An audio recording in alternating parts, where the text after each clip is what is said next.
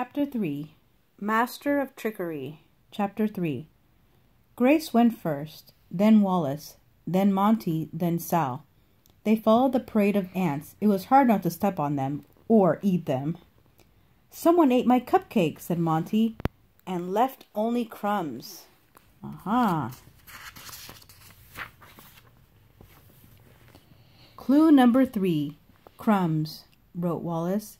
"The ants will bring us to the thief," said Wallace. The ants led them into a field of flowers. And then, nothing. No cupcake, no thief. They had reached a dead end. The sun rose. The sky turned blue. It was time for Owls to go to sleep.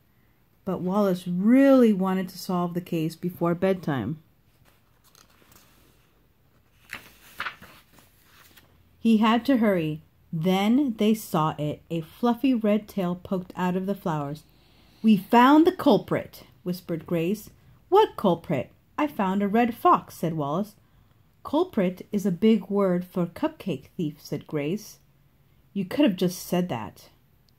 Wallace turned to Monty. "That red fox stole your cupcake." "Most certainly," said Monty. "Let's get him." Wallace was excited. They would solve this case before bedtime. "How will we catch him? A red fox is tricky," said Grace.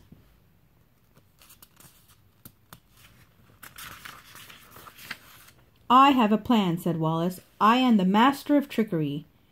He had Grace, Monty, and Sal make a circle around the fox. 1, 2, 3. "Gotcha!" The red fox cried out in surprise. 2 owls, a chipmunk, and a groundhog jumped on top of him. "We caught the thief!" called Wallace. "Get off! Get off!" cried the fox. Then he karate kicked Sal. "Ow!" Sal backed away. "You stole my cupcake!" Monty wasn't afraid of Karate Fox, but the fox hadn't taken the cupcake. He wasn't the thief. Wallace and Grace had made a mistake. Grace groaned. "We jumped to a conclusion." "No, I think we jumped on a fox," said Sal.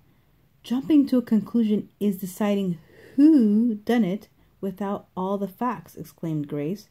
"We had no evidence," agreed Wallace. They had been in too big of a rush to solve the case. They needed to slow down.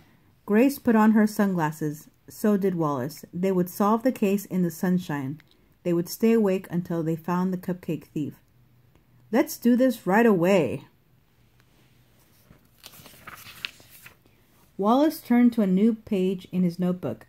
"Let's find clues. Have you seen a cupcake?" Grace asked the fox. "No," said the fox. "I am looking for my missing things." "You have missing things too?" asked Wallace. This was interesting. "Like what?" The fox held up a high-top sneaker. "The shoelace is gone." The fox also had a chopstick. "I used to have too."